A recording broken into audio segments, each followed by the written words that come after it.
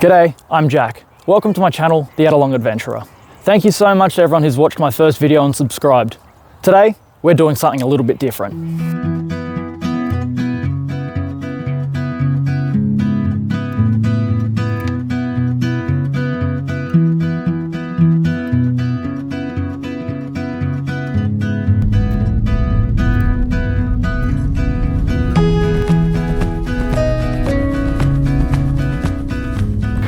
Some of my favourite camping grounds are out in the countryside. When we're out camping, it's always great to be mindful of our neighbours. Out here, they're the farmers. Today, I'm in Molong, New South Wales, Central West. I'm going to be having a chat with some farmers and have a pulse check on see how they're going. 3 to 5 days. We'd have a month's worth of fuel. 3 weeks. 2 weeks. Same questions, completely different answers. Today, I spoke to farmers across the central west of New South Wales to find out what's really going on in agriculture right now. My name's Jed. I'm a fireman for me mother and father, Luke and Melissa, in Mildura. We do sheep, cropping and a little bit of contracting. Phil Solder, here 10 kilometres from Mildura, mixed farming, sheep, cattle, cropping and some contracting. Chris Nichols, grow proteas as a cut flower to sell in markets and to florists. My name's Lisa and I'm a 4th generation farmer here at Fremantle. We're currently going through intergenerational change here, but my partner Tom and myself also own a rural contracting business called TL Rural, where we do fencing and spraying, we do property management, we're dabbing our fingers into the drone space. And yeah, we do just lots of things, anything that's related to farming, really. I asked every farmer the same question. If fuel suddenly stopped tomorrow, how long before everything shuts down? 3 weeks. I don't store fuel on farm, so I have to go to town to buy any fuel I use. At this time of year, we'd have about 2 weeks. If fuel stopped tomorrow, you're looking at about 3 to 5 days. We need fuel for everything, from the buggy to the motorbikes to the ute. We'd have enough fuel here, depending on whether we've finished sowing or not, but we'd have a month's worth of fuel on hand without having a tractor working every day. What happens to your farms when you're done? Are the next generation taking over?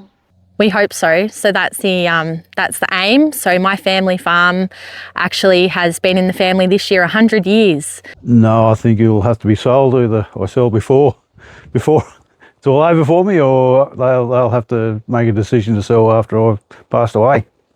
Hopefully me and my brother are in a spot or we can keep going. Yeah. Well, I've got 2 children. One's at uni, studying there, and one's in high school. I would love for one or both to come back to the farm, but it's not a forced issue. If it's not their interest, it's the quickest way to get rid of the farm financially. If these farmers had to change what they were producing today, what would they change to and how realistic is that?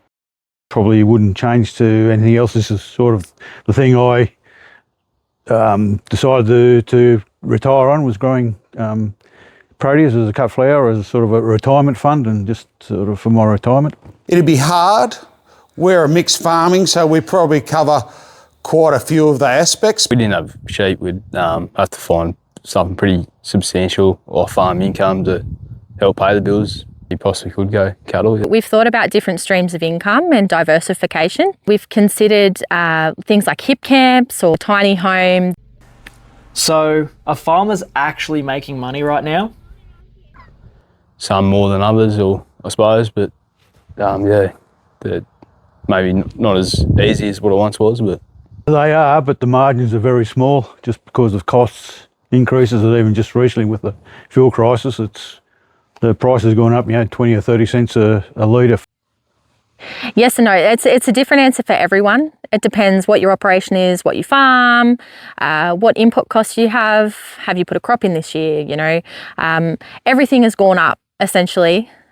So you go to the rural centre, for example, and when we were about to put 2 cultivation crops in this year, we rang the night before and we got a price on fertiliser, and lucky we went in that day and we bought it, because overnight it went up 100% on top of what it already was. That's got many factors: the war, Mount Victoria Pass being shut, the cost of fuel. Like, there is so much going on at the moment that is really impacting the cost. Things are very tight. If you with fertiliser prices in cropping and so forth, it's a very, very tight margin. Look, livestock has been pretty good. Livestock prices are good.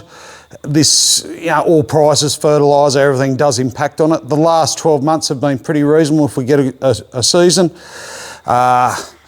Yes, I would say the last 10 years of farming has been pretty good. But you don't get a lot left over, but if you invest back into your own farm, fertility-wise and capital expenditure, there's not much left over. Is technology changing farming, or is it just overhyped? I definitely think technology is changing farming, and I say that from a first-hand perspective. So Tom and I in TL Rural, we use drones. For example, mustering livestock. I don't know if you can see the hills behind me, but they're quite rugged, and it certainly comes from a safety perspective. There's some tracks, and the sheep might be up in this awful corner that basically was only accessible by dogs and by foot before. So we can send the drone up and we can, muster them out of that corner. DJZ agri drones, they do aerial spraying, and because this area is quite a high weed area, really, I reckon give it 10 years, I reckon it'll be totally different. I don't think it's overhyped, yeah. Probably more underhyped, really. GPSs and tractors and that. Technology is changing farming. It is also overhyped in the same breath. Like everything, all our machinery is auto steer and take a lot of driver fatigue away. We've got tank monitors to check water levels in tanks without having to go to them. Solar fence energiser monitors when there's a fault. But so much of it relies on connectivity for mobile reception, and we're scratchy at best, and you can't rely on it. No, I think it is changing farming, and when it's used well, it does produce a lot of benefits for farmers. What would people from the city struggle with out here? Everything, no doubt. It's hard. Like, it really, it takes a certain type of person to live out here and to deal with and do the things that we do. City folk would probably maybe struggle with the continuity of hours. Like when it's busy, we don't stop. Like, it's day in, day out, and whether that be weeks or a few months during harvest or sowing season, and the uncertainty of where your next check is coming from. It's sporadic. We're not always assured of what we think our value is. Markets can fall and so forth, and weather can fail, and your budget can get blown out by a lot of money. I think distance would be the biggest thing, sort of going into town for supplies, for groceries, fuel, whatever. It's just, for me, it's 25k to and 25k home just to do anything. That's just a local town, and if you want to go to a major centre, it's 70k's basically. It's just a lot of distance. The distance between things, where you got to go to get stuff, more than in the city. Everything seems a bit closer, really. As a full-time farmer and business owner, what keeps you going? Enjoying what I'm doing, being out in an open lifestyle. You're outside, you're not hemmed in by houses everywhere. It's sort of nice open life. I just love the land, I love the lifestyle, and caring for something bigger than myself. That's really the crux of it. I mean, I look out my window every morning and I actually feel how grateful I am. Been doing it for a fair while now. It's really, I enjoy it, yeah. Been doing it from a young age, so. What do you think is the biggest misconception about farmers? That we're simple. I really think that. That's just my opinion. However, especially the generation now that's coming forward, like, we'd be the most highly educated generation that's come into farming. Like, I think about people like my dad. So my dad is 82 and he went to school over there on the hill. I don't know if you can see it. there's a tiny little schoolhouse, and he reminds me all the time about how easy I've got it. Like myself, I've been to high school, I went to university, I do postgraduate degree. Probably that they do it reasonably easy. That, you know, they got big machineries and all sorts of things like that, but it's just, like, especially for cropping farmers. And people think, oh, well, they must be making heaps of money to be able to afford those, but a lot of them would be on leases and things like that. So it's just a perception, I think, that people have, that because they've got big machinery and a lot of it, in some cases, it's just they must think they're making heaps of money. Probably that we're not trying to do the wrong thing all the time.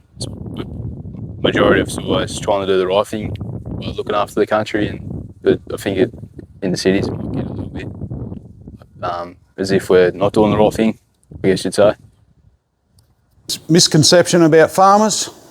I think there's a lot of thought that we're rape and pillagers of our land, which is, for anybody that values their land and their productivity, is totally wrong, because of the amount of capital you've got to put back into your own soil and your pastures and livestock. We don't make money out of our livestock if they're not looked after and well fed and fatten them to sell or to breed, or, you know, so our care for land and animals has got to be right, otherwise we don't make a dollar at the end of the day. Different farms, different lives. But one thing's certain from my interviews on and off the record: more investment is needed in regional New South Wales in road and rail. Our farmers just want a fair go, not just a subsidy. Will the government help?